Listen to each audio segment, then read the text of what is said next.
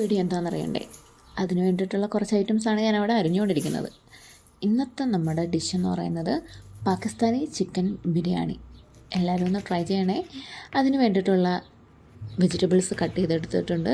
അതെന്തൊക്കെയാണെന്ന് വെച്ചാൽ സവാള, തക്കാളി, ഉരുളക്കിഴങ്ങ്, പച്ചമുളക്, പിന്നെ കുറച്ച് നാരങ്ങ, പിന്നെ അതിൻ്റെ കൂടെ കുറച്ച് മല്ലിയിലയും കൂടെ.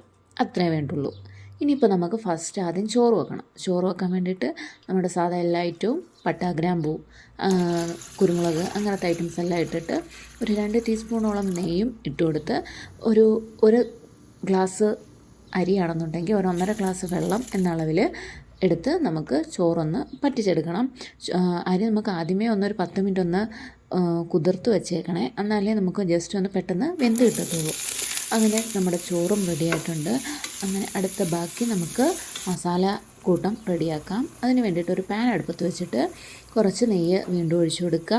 എന്നിട്ട് അതിലേക്ക് സവാളയും ഇച്ചിരി ഉപ്പും ഇട്ട് നല്ലതുപോലെ ഒന്ന് വാടിയതിന് ശേഷം ബാക്കി നമ്മുടെ ഉരുളക്കിഴങ്ങ്, പച്ചമുളക്, തക്കാളി, നമ്മുടെ മല്ലിയില, കറിവേപ്പില ഉണ്ടെങ്കിൽ അതും ഇട്ട് കൊടുക്കാം. ഇട്ട് നല്ലതുപോലെ ഒന്ന് വഴറ്റി വെക്കുക.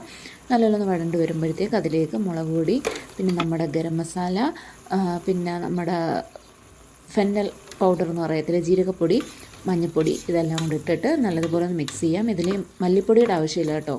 അങ്ങനെ ഇത്ര ഇട്ടിട്ട് ബാക്കി കുറച്ച് ഒരു 2-3 ടീസ്പൂണോളം തൈരും കൂടി ഇട്ട് കൊടുക്കാം.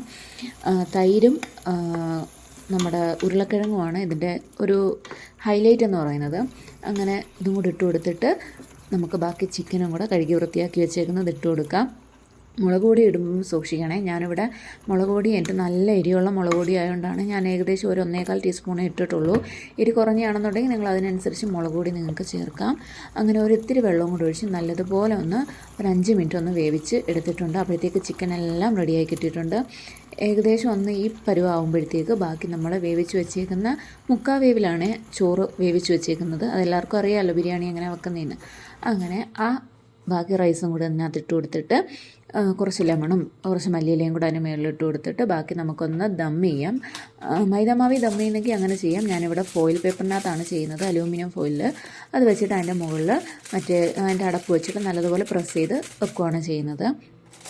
അങ്ങനെ നമ്മുടെ ഏകദേശം ഒരു 2 മിനിറ്റോളം ഒന്ന് ലോ ഫ്ലെയിമിൽ കുക്ക് ചെയ്യുമ്പം തന്നെ അലൂമിനിയം ഫോയിലിൻ്റെ സൈഡിൽ കൂടെ അതിൻ്റെ ഈ പുക പോകുന്ന കാണാം. അപ്പോഴത്തേക്ക് സ്റ്റൗ നമുക്ക് ഓഫ് ചെയ്യാം. അന്നേരം അത് കഴിഞ്ഞ് ഒരു അരമണിക്കൂറോളം അങ്ങനെ ഇരുന്ന് സെറ്റ് ആവട്ടെ.